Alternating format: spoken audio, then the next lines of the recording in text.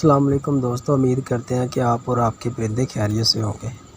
جیسا کہ ہم سب جانتے ہیں کہ بریڈنگ سیزن شروع ہونے والا ہے، اس وجہ سے بہت سارے دوستوں کا ایک ہی سوال سب سے عام ہے کہ پرندوں میں انفرٹیلٹی کیوں ہوتی ہے اور اس کا علاج کیسے کیا جائے، کیونکہ بریڈنگ سیزن میں سب سے بڑا مسئلہ انفرٹیلٹی کا ہی ہوتا ہے، جس سے بہت سارے شوقین اپنا شوق ہی ختم کر دیتے ہیں۔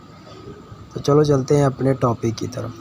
برائے مہربانی ویڈیو کو پورا ضرور دیکھیں، کہیں سے بھی سکپ نہ کریں تاکہ آپ کو پوری طرح سمجھ آ سکے۔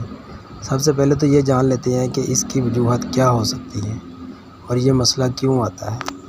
سب سے پہلے تو میل اور فیمیل کی عمر کا بریڈنگ کے لیے پورا ہونا بہت ضروری ہے۔ نمبر 2 پر اگر پیئر فرسٹ بریڈ کر رہا ہے تو بھی یہ مسئلہ ہو سکتا ہے۔ نمبر 3 پر وہ سٹک جس پر پرندے بیٹھ کر کراس کرتے ہیں، اس کے ہلنے سے بھی یہ مسئلہ ہو سکتا ہے۔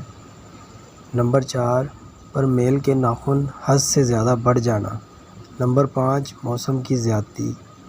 نمبر 6 فیمیل کا انڈوں پر کم بیٹھنا۔ نمبر 7 میل کے سپرم کمزور ہونا۔ زیادہ تر یہ مسئلہ انہی وجوہات کی بنا پر ہوتا ہے۔ ان سب میں سے اہم چیز پیئر کی عمر ہوتی ہے۔ اگر عمر پوری نہیں ہے تو انڈے فرٹائل نہیں ہو سکتے، اور دوسری اہم بات یہ ہے کہ انڈے کم یا زیادہ دینا فیمیل پر منحصر ہوتا ہے، کیونکہ وہ کتنے انڈے دیتی ہے اس میں میل کا کوئی عمل دخل نہیں ہوتا۔ اگر سب کچھ ٹھیک ہونے کے باوجود بھی انڈے فرٹائل نہیں ہو رہے تو سمجھ لیں کہ میل میں نقص ہے اور اس کے سپرم کمزور ہے۔